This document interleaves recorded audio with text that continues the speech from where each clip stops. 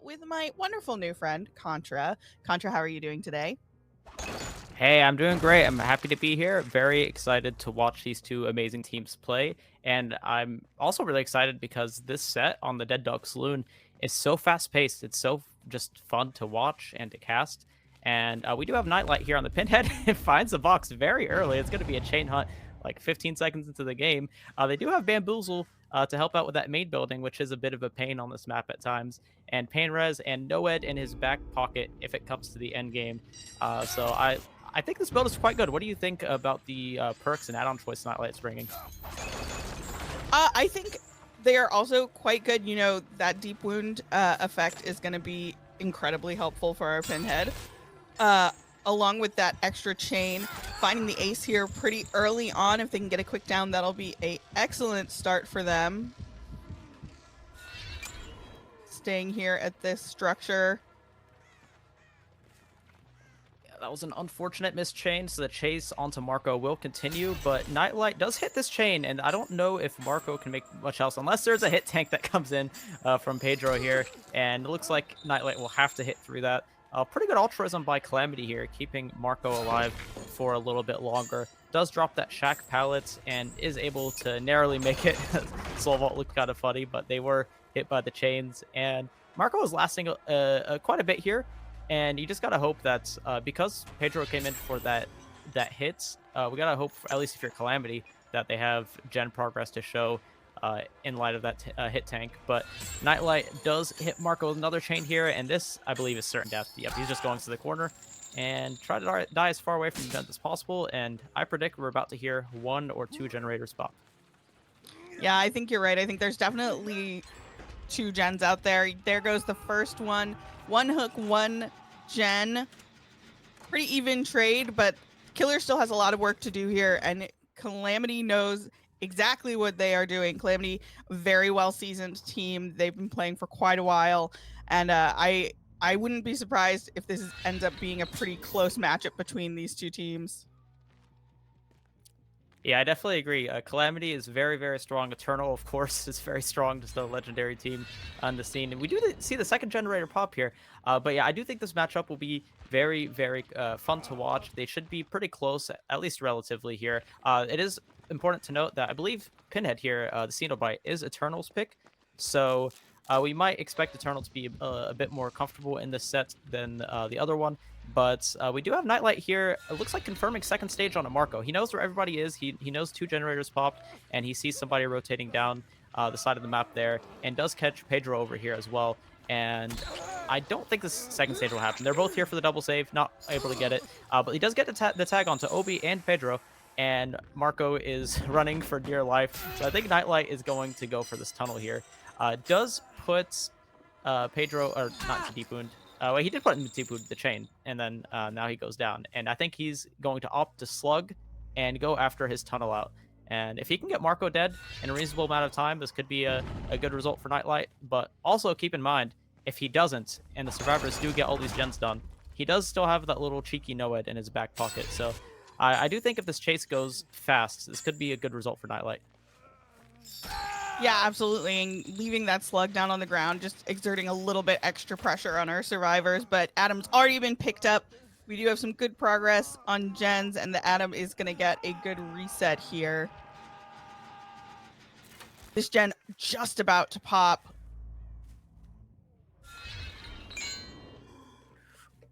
Unfortunate miss on the chain. Oh, sorry. Yeah. No, you're fine. Missing that chain, immediately getting back onto this Adam over here. Not going to be a whole lot to work with for our survivor, but hopefully able to stall a little bit. Heading right back to Hook, though, because he wants to guarantee this out. As we know, a 3v1 is very different from a 4v1. That it is. If this turns into a 3v1 right now, this might be trouble for Calamity. And I think they know that. Hind is trying their best to protect Marco here. They do have another successful hit tank and a pallet drop to stun Nightlight. So that buys Marco a bit more distance here at this pallet. And this setup is pretty strong with these 2 pallets. Even if they're dropped, he can chain them together. So we do see Nightlight trying to break it and zone them a little bit more into just using 1 pallet. Does get his life off here, so he is going to live a little bit longer, but I think Barco realizes he's dead. Yep, he doesn't make anything, tries to die far away in the corner yet again, wastes a little bit more time from Nightlight, and we do see the fourth generator pop. So it is a 3v1, but in exchange, Calamity has made it a 3v1 with just one generator remaining, but they are all injured, so this could snowball for Nightlight very quickly if he finds a reset or if they make one little mistake here. So I think right now is a very, very critical point in this match. Yeah, absolutely. Because it would seem that when you've got 3 survivors left and 1 generator, that it's going to be a pretty easy dub for the survivors. But as you said, if they make a mistake here, DBD is a game about mistakes. If you make one small mistake, it can snowball the rest of the game. So hoping that our killer can get a quick down here to put some pressure on them. And looks like that might just be what happens. Oh, Adam greeting that pallet just a little bit, and he is going to go down underneath. Now you must come with me. I have a feeling we're not going to see an attempted save on that one. Probably not. That was a little bit too much greed. And I think Nightlight's going... Is he going for basement here? It looks like, yep, he is going for basement. Yeah, he is. I wonder, does Nightlight have... I think he has a generator set up around this hook. If there's 3 generators close by, this could most likely be a 4K1. It looks like he does have a gen set up around this basement hook. So Calamity will have to work very hard to try to get one of these generators done. It's near impossible to save with this hook placement, but yeah, they never really broke the gen setup. Not entirely, at least. It was pretty tight on this side of the map. So Nightlight's chasing this injured Obi here and doesn't commit because, yeah, he knows if he goes far away, Hein will go ahead and get that save. Very smart, calculated play from Nightlight. Doesn't want to commit too far away from the basement. And Pinhead 3v1 is also brutal in a situation like this because, as you see now, Hein has to worry about solving that box while an injured Obi is being chased, and nobody is able to get the save. So it's just a side objective with one less survivor, and I think in simple terms that means no generator progress here. So Nightlight is in a very comfortable position. He's okay committing to this chase far away from the map because he knows Hein was busy with the box and probably can't get that save before stage 2, and he gets it down to Obi right as Pedro hits second stage on that hook. Yeah, that's the thing is when you're doing a 3v1 against most other killers, it definitely can be survivor sided. But against Pinhead, you're right. You do have someone who has to be doing gens, you have someone who has to be taking chase, you have someone who has to rescue, and you have someone who has to do the box. And when you're down one survivor, it makes it infinitely more difficult to do that generator progress specifically. Because you either have to rescue or let your teammates die, or you don't do the box and chain heart starts. So the survivors are in a much tougher situation here than they would be against other killers, perchance. Yep, absolutely. And you do have to also keep in mind that because of the balancing here in Champions of the Fog, they aren't allowed some of the strongest anti-tunnel perks in the game, such as Decisive Strike or Dead Hard or Unbreakable as an anti-slug. And some key exhaustions on this map, such as Balance Landing and Overcome, are also not allowed. So the survivors don't have access to everything they would have in a match against a nurse or somebody that would be considered an S tier. So they do have to be very careful with how they play the beginning of the match and not get a tunnel out happening early. And Nightlight was able to get that tunnel out in a timely manner. So this is most likely going to be a 4K at 1 generator remaining. If a Nightlight messes up a little bit, or if the survivors of Calamity play quite well, he does still have Noed in his back pocket. So that is a little bit of reassurance he has in the end game. And that was a very good vault by Obi. It actually doesn't go down to that chase and did very well. Hein gets the box and starts solving that while looks like... Is this Hein with the box? Yo, he found Hein. This will be another chain hunt in a 3v1. Uh-oh. What do you think about this, T? That's going to be a problem, I think. And even though we did hear that generator in that corner has quite a bit of progress, this is going to be an issue. I think you're right. I think we are potentially looking at a 4K here. I'm not sure how our survivors can get out of this situation. Even with the progress they have on the gen back there, because their survivors getting hooked back there, and the killer knows that they have gen progress and is going to be spending their time over there. And I don't know. This feels... I don't want to say it's impossible because we've seen stranger things, but it does feel like it's going to be tricky. Yes, it is very, very difficult for Calamity here in this situation. They're just forced into a very tough spot, especially as I said with the side objective here. Nightlight has information onto Obi, knows where one person is, and knows for a fact that Pedro isn't working these gens because he's able to control them. He still has his 3 gen in the end game here, and I think this is just a war of attrition. Nightlight has already broken a good amount of pallets, so there aren't as many resources around in the map. He's already gotten a survivor out of the game, and I also believe that Pedro is a death hook. I'm pretty sure that Pedro is a survivor that was in basement. So one more hook and they're dead. And we do have Hein about to hit stage 2 on their hook right now. So Nightlight in the near future is going to have this game turned into a 2v1. And from what I can see, there isn't really any generator progress to show. He's done an amazing job pressuring these generators and the hook at the same time with this good hook placement. And I think he's just wearing these survivors out over time. Oh, he did miss with that hook though. There was somebody sitting on that street gen, and we did get a quick look at that. Opting to go for the Adam instead though, and now unless we get a rescue, even with, you know, resilience on this gen, I don't know. I think they're just going to be going for points at this moment, which makes the most sense, frankly. But, you know, Nightlight knows exactly where Obi is, and I have a feeling it's going to make pretty short work of this now. I agree with you. And there goes Nightlight falling from the sky. Yeah, that is going to be game. A 4K at 1 generator remaining. Calamity, they are a fantastic team, but I do think that was a little bit of a mistake from Obi. I think he should have done a pre-rotation to do that unhook on Hein, or Pedro was it in the gallows area, and it was on Hein. Yeah, I do think that if you stick that generator and don't go for that unhook, then it's pretty much over, and that's what we saw now. But you can't really blame them. They just wanted the 4K0 win condition. But to win in the next round of this Pinhead set, Eternal will just have to complete all 5 generators.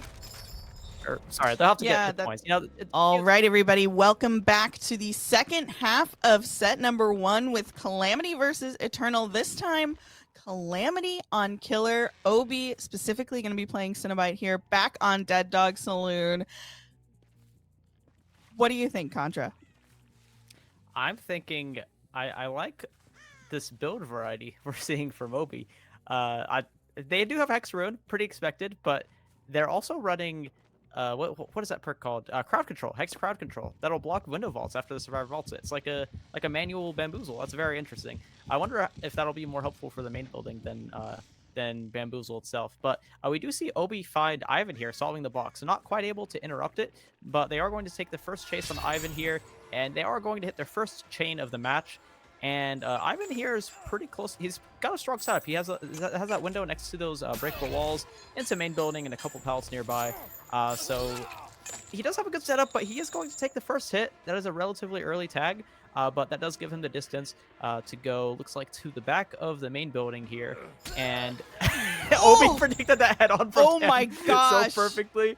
Obi has had his fair share of Eternal scrims, I suppose, but Dan might pay the price for that. He's already going down at the medium vault. Wow! Oh my gosh. Yeah, Obi with that 6th sense, he just stands there and he knows. He knows exactly what's about to happen. That is a very quick first down. We are getting a reset with Nancy at the back there, but this is going to be first hook. No gens popped. Maybe one out there that has a good amount of progress, but that was a very strong opening from Obi. Indeed it was, and Obi actually did not put Dan on a Scourge hook. I don't know if maybe he didn't have a Pain Res nearby, or maybe he was just opting to save it, but that does mean whenever Dan gets unhooked, and this was such an early hook, I'm sure they will have to pull this, it will be Pain Res on his second time put on the hook. We do see Nightlight off in the distance, solving the box there, as they have to do against the Pinhead. And Obi's checking his gens using the chain's kind of like a mini camera. Very smart, checking the main building gen there. And because that down came in pretty fast, I think Obi is comfortable here, sitting by the hook and confirming second stage onto Dan. He does have pretty good visibility on all the paths that survivors can come through. So I do think he's just going to camp this out, stay close to this hook for a second, and wait for Dan to hit second stage. Yeah, and we don't have a single gen beyond 2 pistons right now, so that is a very tough start for survivors. A really great start for Obi. Again, having a really strong ability to put a good pressure on these survivors. It seemed like Gallows Gen was perhaps the one that was farthest along at the beginning. So hooking over there by Gallows Gen kind of denies our survivors the ability to get that one done. And it looks like we have Ivan setting up for a save here potentially. Yep, and the Eternal Survivors were very smart. They realized that because that down on Dan happened pretty early, they knew that Obi here is most likely going to camp it to second, at the very least, maybe even to death. And it looks like that's what's happening. He wants to camp it to death, and the Survivors of Eternal very, very well versed, very experienced. They know that this is the situation they're in, and they're just trying to get as much generator progress in exchange for this, and sending one person. Actually, I'm correcting myself here. 2 people for the save, but they do mess up the double save. I think Obi body blocked Ivan a Yeah, bit there, so he does get absolutely. 2 tags for that. That's pretty huge. And he's going to put the chain onto Dan with the original pain. There means no endurance off the hook because of the deep wound status, and Dan is running for his dear life here. Yeah, Ivan going down in the process. Someone over there working on the box, but absolutely focused on Dan. Hoping to get that quick down, get him out of the game, and turn this into a 3v1 at potentially 3 gens, which would be incredibly unfortunate for Eternal. This will be a close game, that's for sure. I do want to say I'm pretty sure they did have one more generator that did have a bit more progress. So unless Obi gets us down very, very quickly, I believe we will see at least one more generator pop. But that's not the situation Eternal would want to be in a 3v1 with 2 generators left. So I'm expecting them to go for some altruism here, and that is what we're seeing right now. Nightlight comes in and takes that hit for Dan, so Dan can make that main building window upstairs. A very strong setup here, and Obi's going to vault behind him here, and that is going to be blocked with crowd control. So Dan cannot reuse any of these windows. He'll have to go and try to find safety somewhere else, and he does not have a pallet on the back of the main building there. But Spitz comes out of nowhere. I was about to say, falls from the sky for that hit tank. And Nancy coming in with the jump scare, for real. No, but this is exactly what I'd Really? expect from Eternal. They're doing so much to keep their tunnel alive, and Dan is living quite a bit here.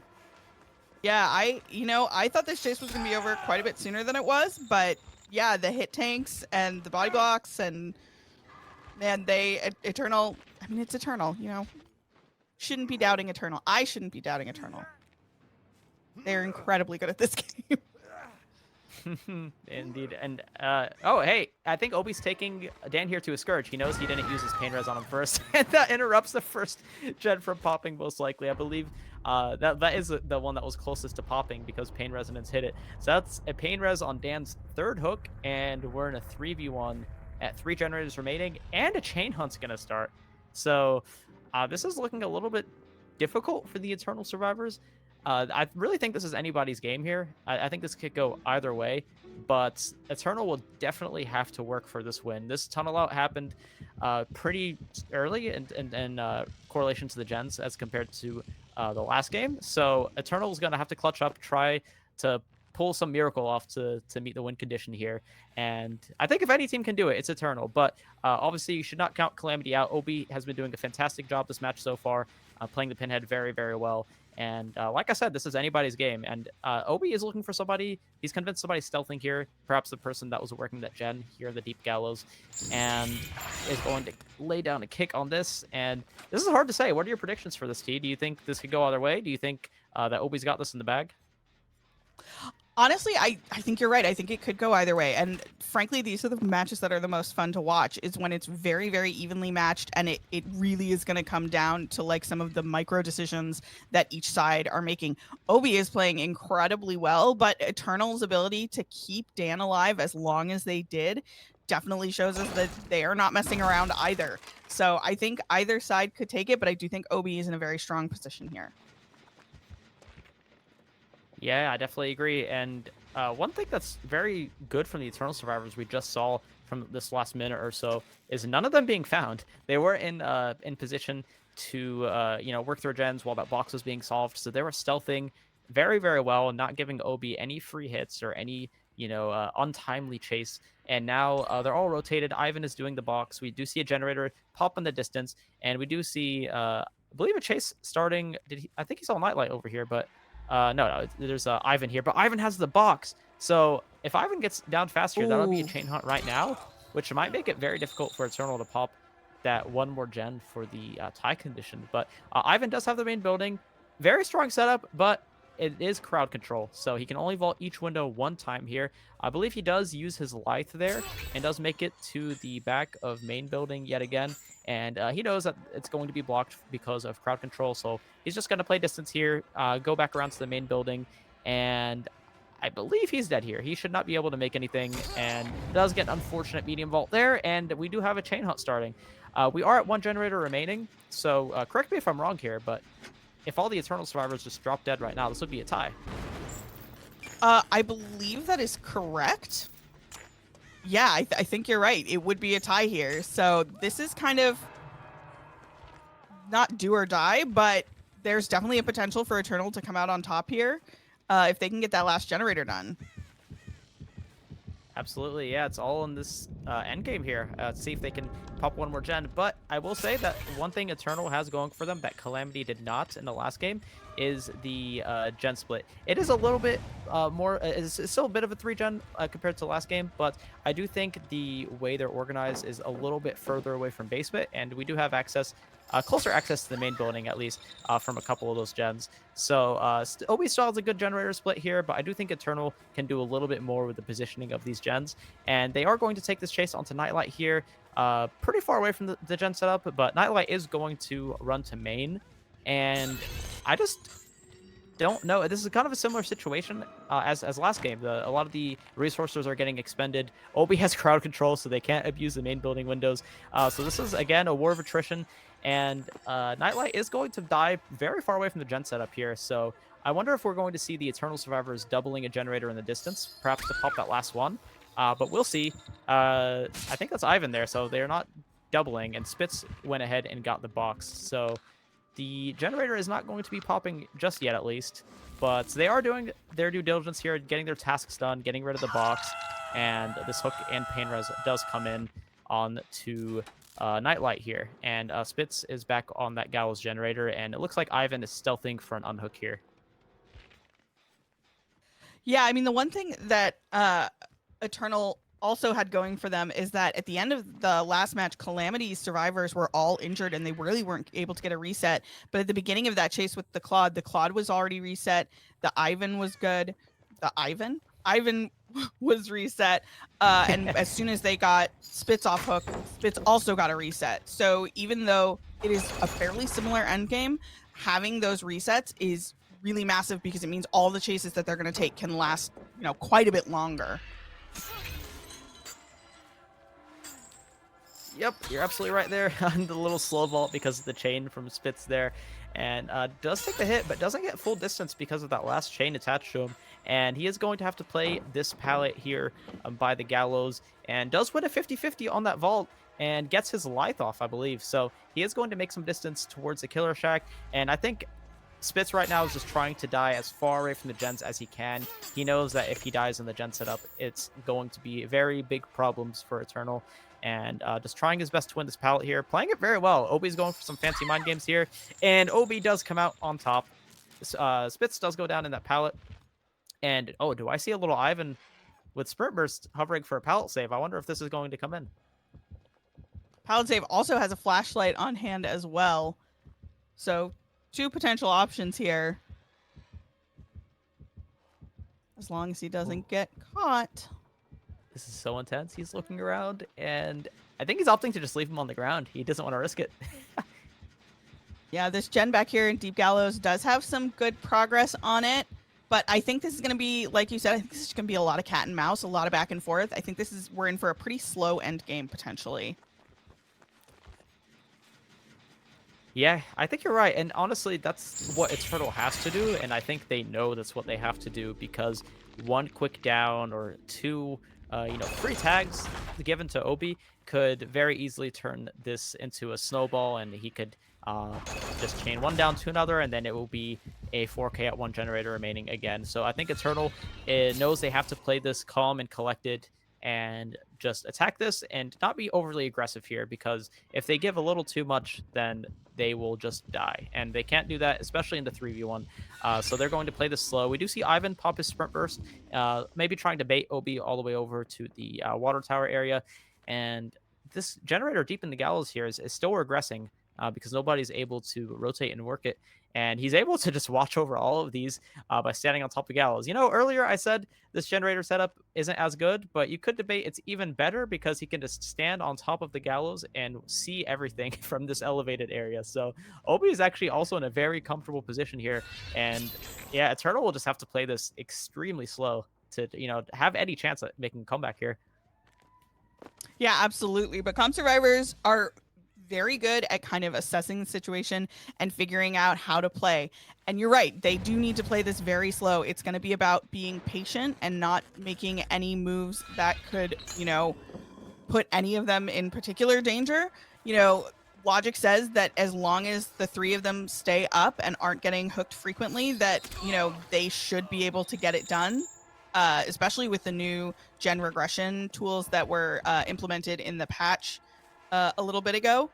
But again, it's going to be very, very slow. And sometimes it can be hard to force yourself to be patient like that. Ooh, down Ivan goes. He was chasing the killer for a second there. I believe Ivan was very convinced that Obi would leave him to check this generator in the gallows, and he was just trailing behind the Obi. But, you know, that may have been intentional. He may have wanted to go down so they can double this last generator and pop it, and they will get it. Even if this is a pain res hook, they pop it before this hook comes in. And Spitz does go on the hook there, but Eternal have popped all 5 generators. So that is already going to be the win, if I'm not mistaken. Even bonus points if they get any stages out the door. And Ivan went in for that endurance hit, but Obi recognized it and hit the box instead, so he wouldn't give him a speed boost. That was very smart. And do you think we're going to see any stages out this match?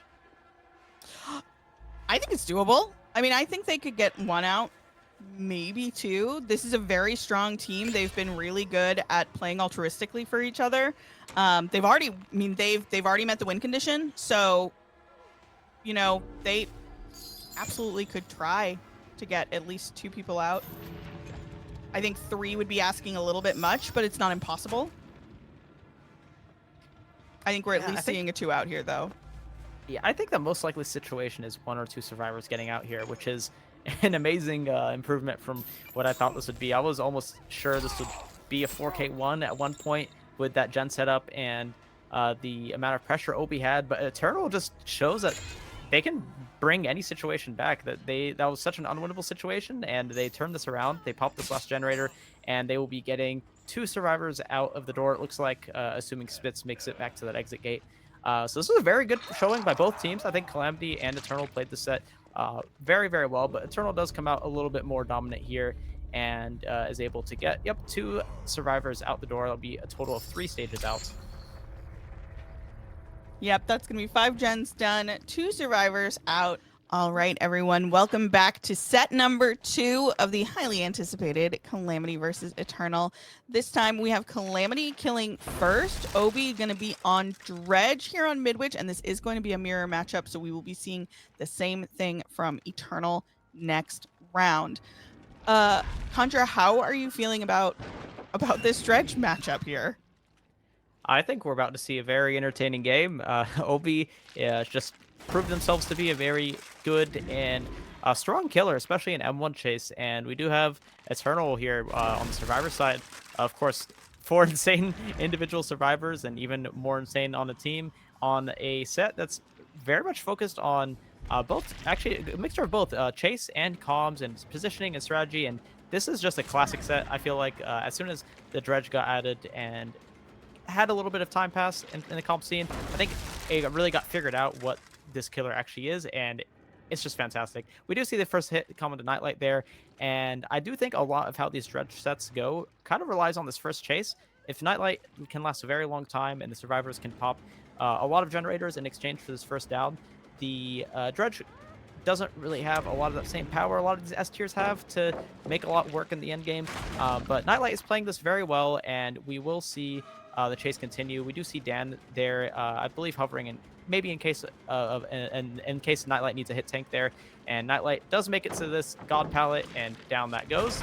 And we do see them playing very safe, very calculated, not giving any down early when they don't need to. So I do like how Eternal is playing this now, and we just have to see how OB fares in this first chase, and just see how early his first down comes in. Yeah, absolutely. Claudette doing an excellent job of keeping this chase going. They are using quite a bit of resources, which might come back to bite them a little bit later on. But you're right, with Dredge, keeping that first down from happening really early is going to be crucial, especially on Midwich. And they have done what they needed to do. We see 2 generators basically ready to go. And I think this is going to get infinitely harder for OB right now. Both of those gens are popping, and it looks like we're rotating up for a rescue. 3rd generator as well. Wow. This is going to be tough. That was a Very difficult. really fantastic chase by Nightlight. Yes, that put Obi in a very difficult position, and we don't see Pain Res on Obi. A lot of people don't run Pain Resonance on Dredge Midwich because of the inconsistent Scourge Hook spawns, so we see this combo a lot with Pop and Eruption, and unfortunately for Obi, because by nature of not having Pain Resonance there, they weren't able to interrupt any of those 3 gens from popping. So we do see Obi instead just playing close to this hook, wanting Nightlight to hit stage 2, but Spitz squeezes through and does get this unhook, and the trade comes in onto Nightlight. And Obi knows what he has to do. He's going to leave Spitz on the ground there, force a rotation to get him up off the ground, and chase Nightlight instead. In this set, the survivors do not have access to Unbreakable or any of the other key perks, like Deli, Decisive Strike, Dead Hard, and exhaustions in general, so he doesn't have to worry about any of that. And Nightlight's playing this palette extremely well. Not a very safe palette, but he's winning these 50s and holding his distance very, very well.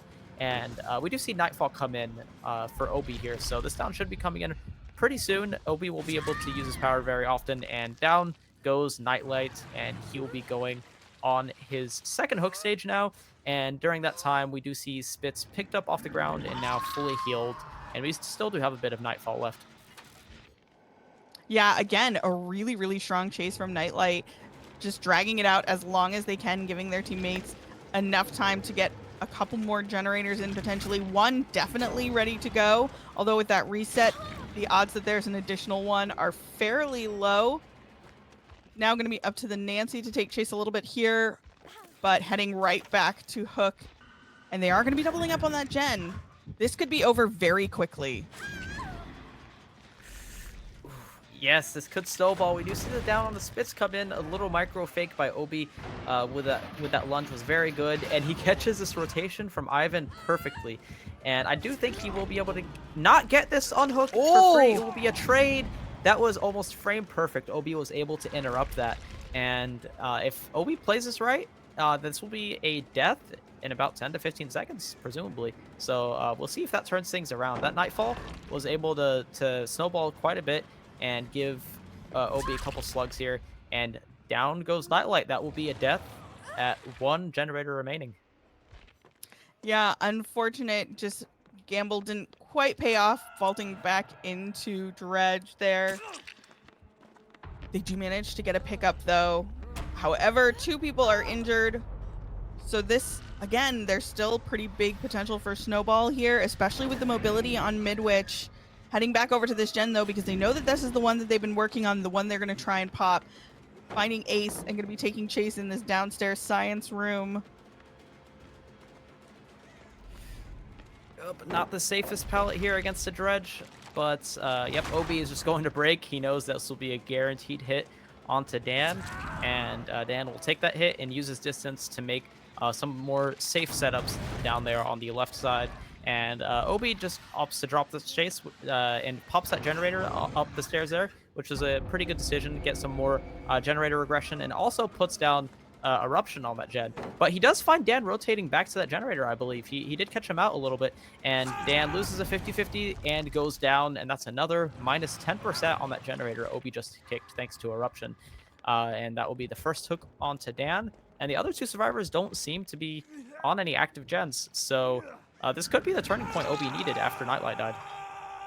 Yeah, opting instead for a reset for the two of them, which I think was probably a very smart idea. But you're right, it did mean that they weren't working on gens, so progress on generator has slowed quite a bit, and especially now in a 3v1 scenario where you have someone who needs to do gens and someone who needs to unhook and take chase, it can get a little bit dicey here. Not impossible for sure, but it's definitely going to be a harder task for Eternal now.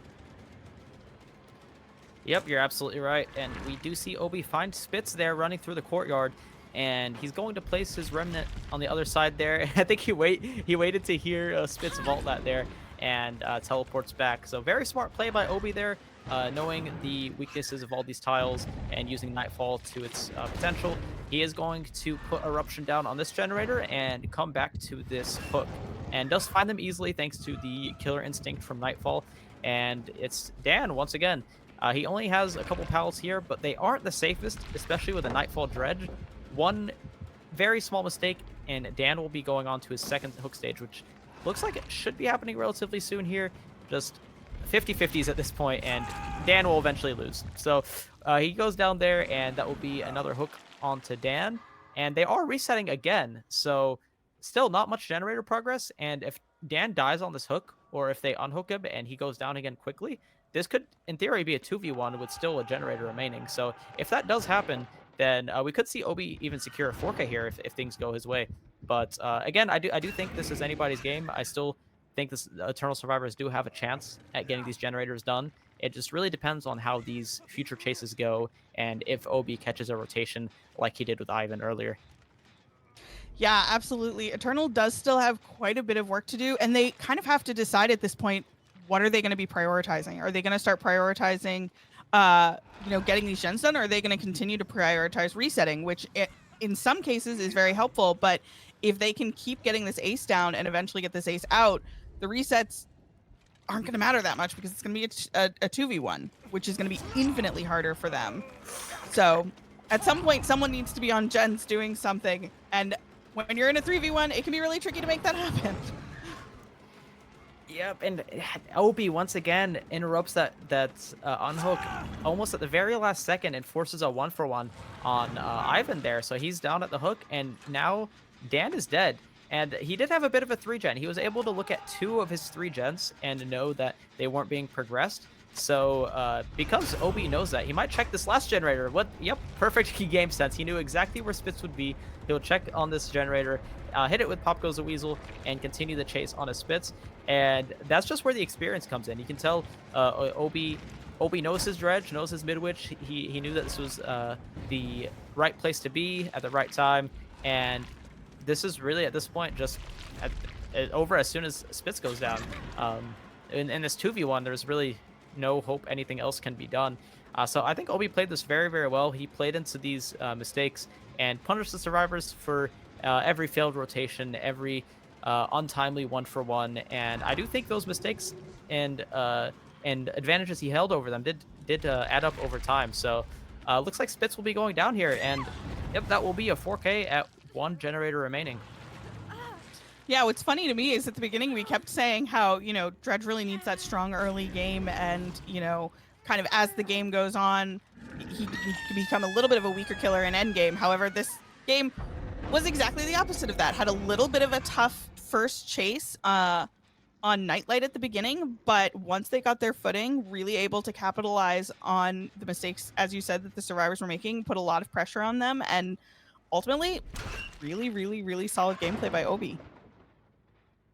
Yep, I agree. And I think now, actually, Obi, to find his last slug here, he's going to get in this locker to activate Nightfall and look around for Killer Instinct as an easier way to find Ivan, his little friend on the ground. And as soon as he finds a slug, it'll be pretty much over. But I do agree with what you said there. Yeah, Obi had a little bit of a slow early game. That first down came in basically in the time 3 generators popped. but his mid game was so good. He caught the rotation for the underhook. He forced a couple trades, and at one point had a couple slugs on the ground and made use out of Nightfall as well. So we did see a very strong comeback from Obi in this game, and now he does find Ivan, so it's 100% confirmed. No hatch shenanigans, nothing like that. This will be a 4K at 1 generator remaining, and this is a pretty good result for Calamity. I think they should be pretty happy about this. Obi should feel very nice, very confident about this result, and we'll just have to see how the Calamity survivors match it next round.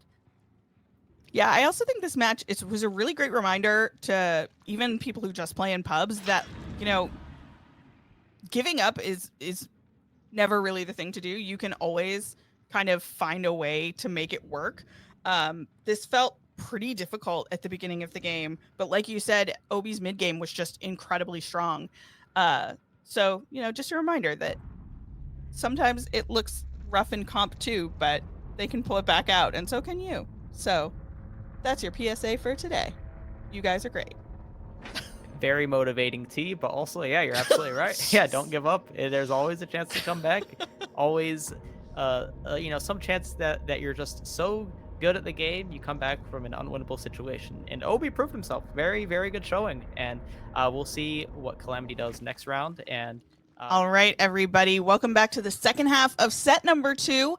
Again, a Dredge mirror matchup here on Midwich, and Eternal could win this game in this set here. If they do not, though, if Calamity wins, it does mean we will be going to a tiebreaker set, which could be very exciting. We've got Nightlight on Killer. Contra, how do you think this is going to go? I would say how I think it's going to go, but I gave my predictions last game after that first chase, and it was completely wrong because Obi just made me a liar. But I do think this game could go two very different ways. These survivors juice up. They don't give it down until very late into the game, and this is like a 3 to 6 stage game. Or Nightlight can just go ham, and it could be a 4K2 or 4K3, which with a killer like Nightlight, it's definitely possible. So I guess we'll see how this early game goes, or in the case of last game, how the mid game goes. So we'll see. But first chase is going in onto Marco right now, and they do drop the God Pallet. They make a lot of distance down this hallway, and Nightlight takes a quick break to put Eruption down on that generator, and is going to opt to drop the chase here. He knows that there's only a couple of gens that can be worked here because Corrupt Intervention is still active, and he does find Pedro at this setup here, but he does have the strong window, but Nightlight already broke that breakable wall, so Pedro's going to be playing this pallet, fakes it, a little bit of greed, and is going to go for this window vault. Not going for this window vault, he's just going to take his distance after the injury, and Nightlight is most likely going to commit to this for that first down. And this is looking about on pace as last game. The first down is taking a little while, but I do think Nightlight does have a chance to snowball here once Nightfall comes in. Yeah, absolutely. Having that pallet there coming out of the locker and having that locker locked, though, did give our survivor a little bit of extra time here, a little bit of extra distance. Coming back over to this window here, and they do have a pallet to work with. Not going to be the safest thing in the world, but it'll do for at least a little bit. Ultimately, though, they are going to be going down at that window, and that is a pretty quick first down for Nightlight. Yep, and we do see one generator in the distance, 2 generators in the distance about to pop, and potentially 3. So we do have a lot of generator progress. This does look very similar to the last match we just watched, but we'll see where Nightlight decides to go. He might interrupt one of these gens, and he does put Pop Goes a Weasel down on the gen that I believe Marco was working, and we also have Eruption down, so that'll be another minus 10% when the down comes in, if that generator is still remaining. And Nightlight is going to get back to that hook to try and confirm this tunnel out. And as you mentioned earlier, these locked lockers are actually making a noticeable difference here. Nightlight's having to spend a bit longer to get back in the action, and he does find Obi here and is going to take the chase onto him. He does have the strong window, but Nightlight uses his remnant very smart and denies that strong window vault and is going to leave. We are seeing a lot of these locked lockers in comparison to last time, but they do find these survivors giving a reset. And he finds Pedro. Uh-oh, tunnel target. Yeah, absolutely. Pedro running for his life here. doing a great job. Oh, Ace is here, though. He's going to be able to come in, potentially help out with a little bit of a body block, or just going to leave. And, you know, sometimes that's what you got to do. You just got to leave your partners alone, let them do what they need to do. Yep, Marco said Pedro will be fine. He's got this window. He can loop this, but he's going to come back to this pallet vault here. And I think they're just going to let Pedro play this chase. We might see a bit more altruism when Pedro is on Death Hook, perhaps. But they're instead going to reset Hind there while we have an injured Obi working this generator downstairs. And Pedro will be put on their second hook right now. And again, similar position to last match. Three generators popped, and the tunnel up hasn't happened yet. So I do think Nightlight is in a little bit of a more comfortable position because that second stage has came in.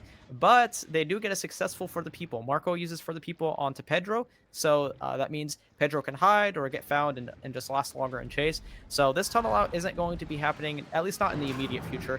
And Nightlight realizes that and is instead checking his generators and trying to deny any more gen progress now. And I do think that For the People puts Nightlight in a spot that's a lot more difficult. What do you think about that play, T?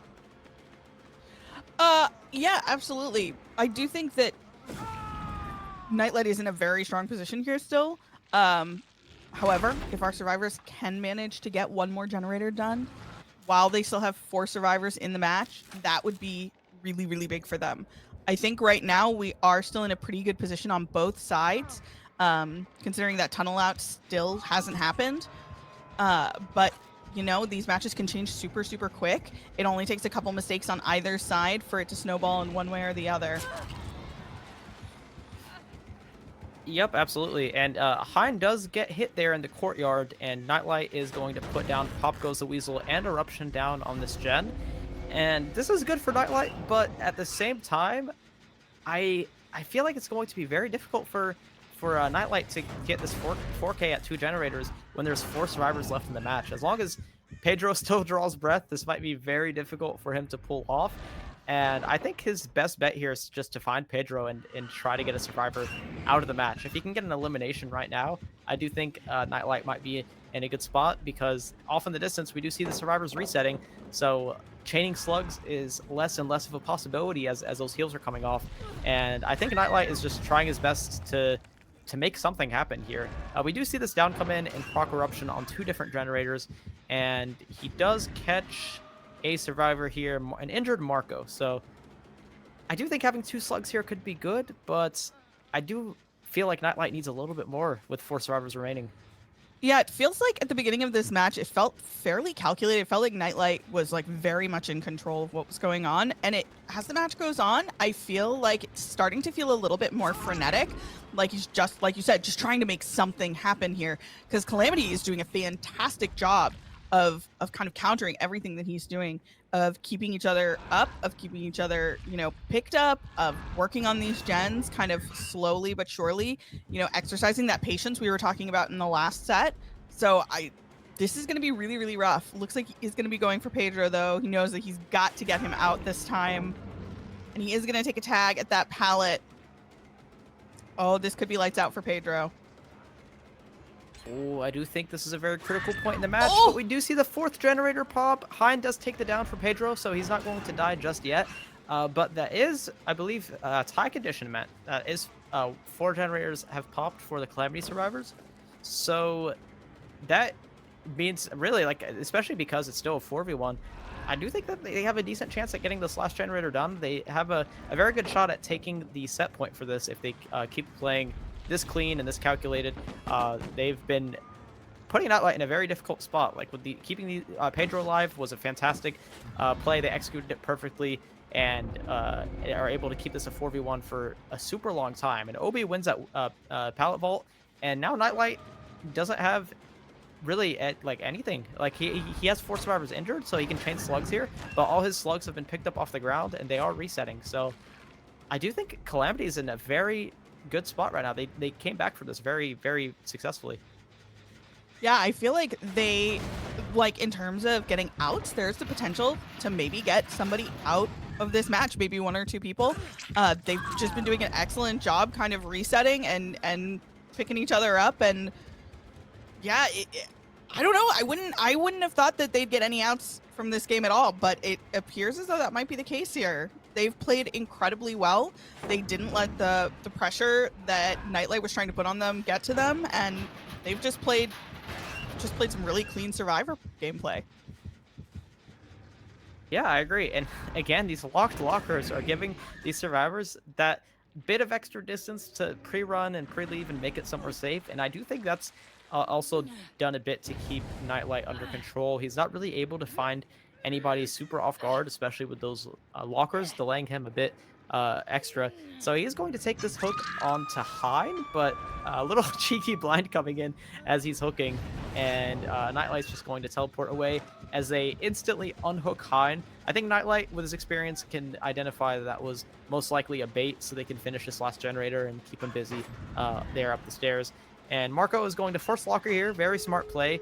So Nightlight can't chain any slugs together, and they do pop another generator. That's all generators pop. So Yeah. the set point for this match will that win for this match will actually go to Calamity. They popped all these generators and made a very impressive comeback Wow. here. Yeah, I think we're at least looking at potentially a 2-man out, which would be huge for Calamity. Going into this night, I don't know. I kind of felt like Nightlight was going to be able to dominate here, but these locked lockers, man, we Again. really didn't see any of that in the last match, but we have seen so much of it in this one. Oh my god, and we are getting a 3-man out. Wow. Very impressive from Calamity. I think lockers, or the locks on the lockers are Nightlight's #1 enemy this match. They did so much for Team Calamity here, but both teams played this very well. Calamity played this Survivor match extremely extremely well, so impressive. They're able to deny a lot of this pressure from Nightlight, get those slugs up, get those resets in, and most importantly, protect Pedro from dying. So I think that was very clean, solid, calculated play from Calamity, and they will take the win for this Dredge midwich set. And that was Yeah, the very fact- fun to watch. The fact that Pedro got out of this match is kind of wild to me. All right, everybody, welcome back. We are super excited. We are in a set number 3 with Calamity versus Eternal. Eternal going to be killing first with Nightlight playing Tiffany here. This is going to be a really important game. Eternal has to win this last set. If it is tied, the win will go to Calamity. What are you expecting to see from this Contra? Ooh, I'm expecting to see a fast-paced game with how early this first hit came in. We do see Hein on the first chase here, and with a build as aggressive as Nightlight, we did see brutal strength. So Chucky is a very strong killer that can use their slice and dice to get hits at most tiles, but Nightlight does have brutal strength in his back pocket. If there's a god pallet he needs to break, he can just catch up even quicker. So I do think this is a pretty aggressive build, and we do see a very fast start to the game. Hein knows they were dying, so they went to the edge of the map to die here, and that will be the first hook stage of the match onto Hein, and presumably a pain resonance for Nightlight here. And I do think that's the start you want if you're Eternal, or if you're Nightlight on the killer here, because that was a very quick down, but it appears that was not a Scourge hook, so no pain res just yet. Yeah, I knew, I think fairly early on in that chase that they were going to be going on a hook quite quickly, so they did go to our very favorite corner in the whole map, comp corner. And we do find Tiffany here finding our Claude. Gonna be kicking this gen first, it looks like. And that brutal strength is gonna be coming in handy there. Gosh, I don't know about you, but I absolutely hate going against Chucky on this map. It's so hard to see them. They're so small, and everything is so green and grassy. Oh yeah, I was just about to say I'm really excited to watch this game, but I'm really happy I'm not in it, because I do not like playing against Chucky, especially as you said, this grass is on this map. There's a lot of grass, and it is quite tall, so it's hard to see the killer on a lot of these loops. And Nightlight's gonna slide right past Pedro and misses Hein. That was almost a second down on the tunnel out, and they are gonna stay alive a little bit longer. And Pedro's there to take the hit, and Nightlight is going to continue on Hein there and go for this tunnel out. And this isn't the safest pallet. Hein just gets M1'd. I don't think they were expecting that play from Nightlight. But this will be the second hook of the game, and they did have the pain res saved. So it might interrupt this gen, but it depends on when this hook comes in. Now they're going to pop. Rocket does get this generator done. So that's actually pretty good for Calamity, but pain res does hit this generator that Marco is working. But still, second hook stage in a pretty timely manner. I do think Nightlight can get this tunnel out relatively soon. What do you think, T? I think you're right. I think that this tunnel is going to happen, but Calamity is doing everything they can to mitigate it for as long as they can, and they have also had a pretty strong start. Two gens. So sorry. With 2 gens already down, they've put themselves in a good position. And we already saw that the Ultrarism coming in on that team, taking the body blocks, doing what they can to extend Heinz's life here. So I think the tunnel is going to happen. I think Hein knows that they're going to be out, but they're not going to make it easy for Tiffany. That's for sure. Yeah, definitely. And as we saw from Calamity last game, they do know how to keep their cool and deal with very difficult situations like they did in the Dredge Midwich game. And Rocket is going to take the 1-for-1 there and trade so Hein can get off the hook. And the survivors do not have access to Unbreakable in the set, which is very important to note. There's going to be no very strong anti-slug perk like Unbreakable in this match. So somebody will have to manually pick up Rocket. And looks like Nightlight is going for some mind games here at the shack while they're undetectable. But Hein reads it pretty well. They're going to hold distance and make it to this filler pallet. And I think if Hein can last a long time, that'll be really good for Calamity, but it's Chucky. You're just going to die, and that's what happens to Hein there. So that's going to be a death at 2 generators remaining, and I do think this is on pace to 4K, especially with Eruption. And in the 3v1, that can be very, very difficult to deal with. But we'll see how Calamity plays the rest of this match. What are your predictions for this result? Because I think Nightlight could 4K here with some good play, especially with a strong killer like Chucky. But I also think Calamity does have a chance to bring this back. I think it's going to be a 4K. I'm with you. I predict also a 4K is going to happen. The question is just going to be, can they get any more gens done? If they can, comp comes down to points. So if you can get, the more gens done you can get, the better. If you get outs, that's great. But ultimately, they need to be playing for points here. So I agree with you. I think it is going to be a 4K, but I do think they could get at least another generator done. That's my bet. At least one more done. Yep, I definitely agree. I do think a 4K1 would be very reasonable for Calamity to go for here, and we did see that very narrow hit onto Rocket coming in, just barely didn't make that fast vault at the shack. And that injury is going to be very important because they're going to have to either take time to get reset, which is 2 people off of gens, or Rocket will have to work a generator injured, which is very risky against Chucky. But we do see Pedro being chased here, kind of in the corner away from the other 2 gens. They do dodge a slice and dice attack right there, and we do have 1 generator pop in the distance, so we are at 1 generator remaining now. And really good read by Tiffany there. Yeah, that was a good read by Nightlight. So Pedro gets hit, and it looks like Nightlight is going to drop this chase and check on their gens. Yeah, which, I mean, as they should. With 1 gen left, they kind of are going to have to play a little bit more defensively on the gen protection here. Calamity putting themselves in a good position. Maybe they can get 1 more done. I was being a little bit of a hater, but I don't think it's impossible. Yeah, maybe I was too quick to assume as well. I was thinking 4K1 would be ideal for them to go for. Pedro does go down there, which is unfortunate if you're Calamity. It does proc Eruption on that generator.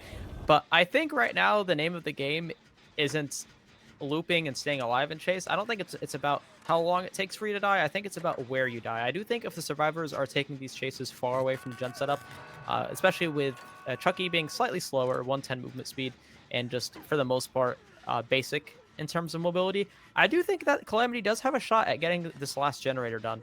I do think it will be very difficult. They'll have to work for it, especially because Nightlight is very veteran in the scene and knows what they're going to be doing, but I do think they have a chance. They don't really have an ability like Blight to go across the map or like Demogorgon to teleport or anything. So we do see Marco get hit here and relatively close to the hook, but not close enough to 1-for-1. So they're going to keep the chase here in the main building. Oh, little cheeky double vault. That almost looked like so a window good. tech. He just vaulted in there and did a huge circle around Tiffany and then vaulted right back out. That looked silly, but that was actually a huge play from Marco because that gave him the window he needed to get that unhook. So yeah, absolutely. Pedro doesn't die on that hook yet. It does get a pain res onto Rocket's gen, but that does keep another survivor in the match for a bit longer, which is very, very huge and a big win if you're Calamity here. But Nightlight knows that this generator probably has a lot of progress, so he's going to push Rocket off of it, and Rocket's going to take chase into this quarter. A good early drop there. Very smart from Rocket. Doesn't want to take any chances. And as I was talking about earlier, just trying to have a good death spot here, just trying to die far away from the gens and give his teammates some kind of shot at getting this last gen done. But I do think Calamity is dealing with the situation the best that they probably can, but it's difficult. They do have to get these resets off, and they do have to worry about this unhook and getting one more gen done. But I do think their strategy here is what it needs to be. Nightlight can still get a 4K1 here, but if Calamity has one way of winning this, I do think they're executing it pretty well right now. And we did hear, I believe in the distance, the pain res go off, and that was the first warning with the regression events. So I believe that was 4 regression events on one generator. So if they're able to force a lot of kicks or eruptions, yeah, if we're able to force a lot of kicks or eruptions, they might even max out the regression. Yeah, which would be incredibly helpful for them, since that seems to be the gen that they're going to be working on the most here. Looks like Adam rotating in for this rescue on Claude. The question is, can he do it unscathed? No, he cannot, and that is going to be a trade here. Oh, this could be the snowball that Nightlight needs right now.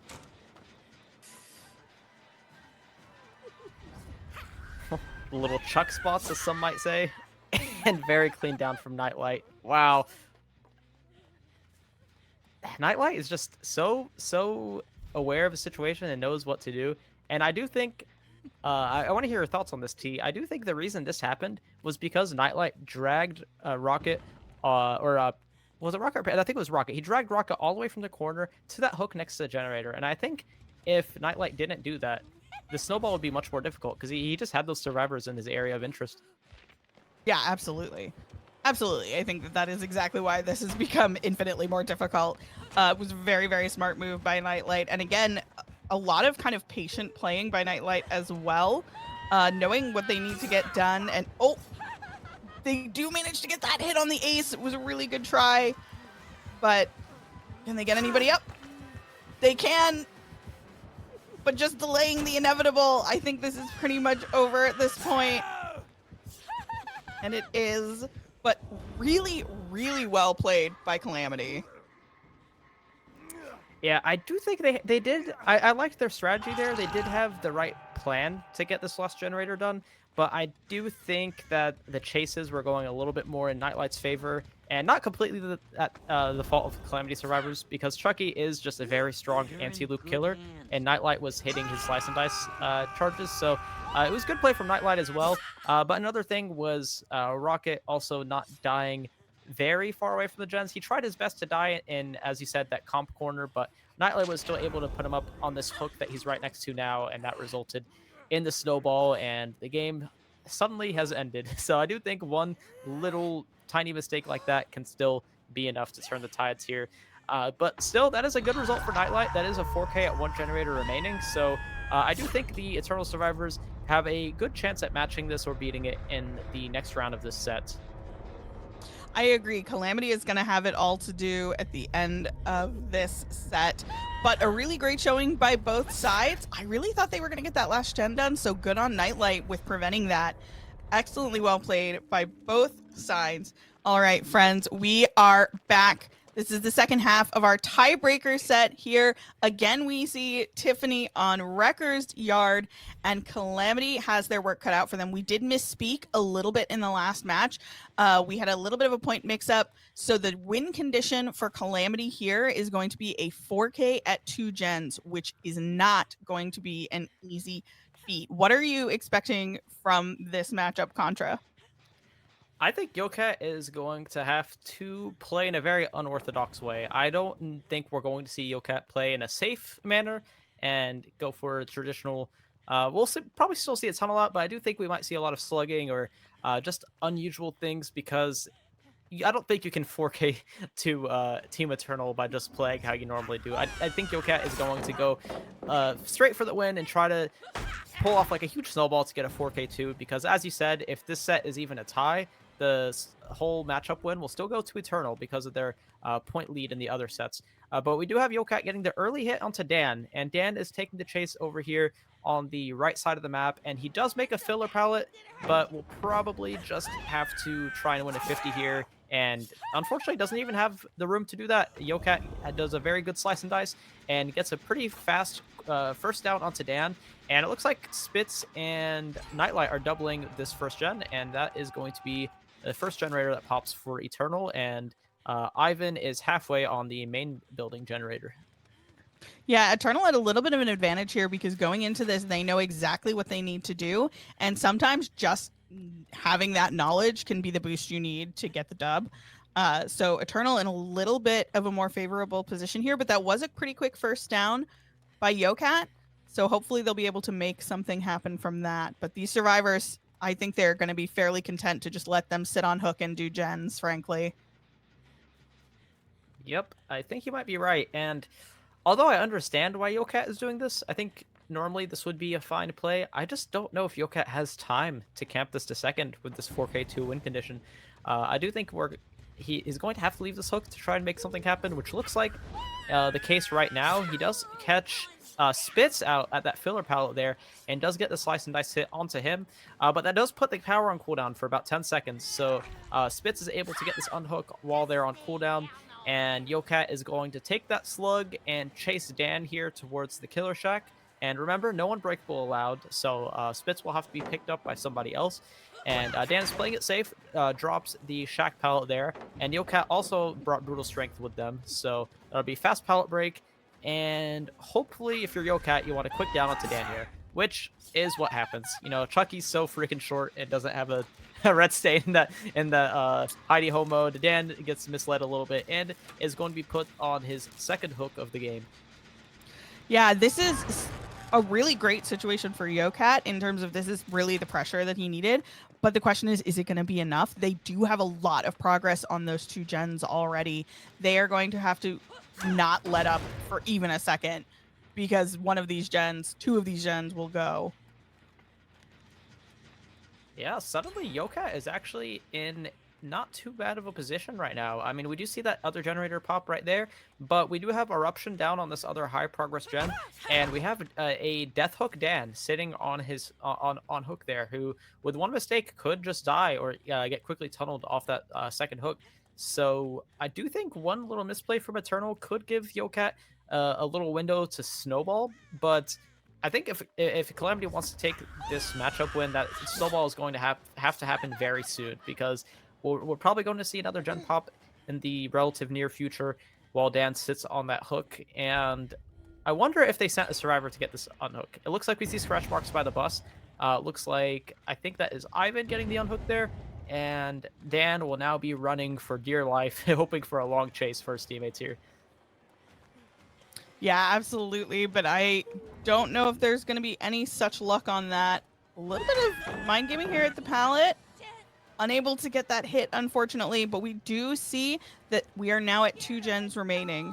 So if they cannot 4K here, Eternal is going to win this. This is not the position that Yokat wants to be in. Relying on survivors making mistakes is never really where you want to be, but it is kind of where they find themselves right now. Yep, I agree, and I do think giving Dan... Oh, wonderful prediction by Dan. Doesn't vault the window. Yeah, Yokat lunging around that edge map pallet, in hindsight, does look like a bit of a misplay, but again, I do think that's just a little bit of those risky plays coming in, like we mentioned earlier. I think Yokat just really needed to bank on a fast down and a fast eruption and just prayed to God that Dan messed up there and gave that to him. But unfortunately for Yokat, Dan read it and ended up making it. Dan goes down right now about half a second too late for Yokat's eruption to go off, and the last generator pops. So the whole matchup victory will go to Team Eternal now. Yeah, absolutely. But I do think it's worth mentioning that Calamity played very, very well today as well. That Dredge matchup was excellent. And, you know, even the Chucky gameplay was really good. It was just they were in a really tough position. They had a very big ask having to get a 3K at 2 gens left. And it just You know, today was not their day, unfortunately. Eternal, as always, playing out of their minds, just did everything they needed to do, and just very cleanly. You know, Eternal is Eternal. Oh, some friendly sandbags here, trying to prevent a survivor from escaping. Spitz is on Calamity now, I guess. But no, this is a very fun matchup. I agree. Both these teams played out of their minds very, very well.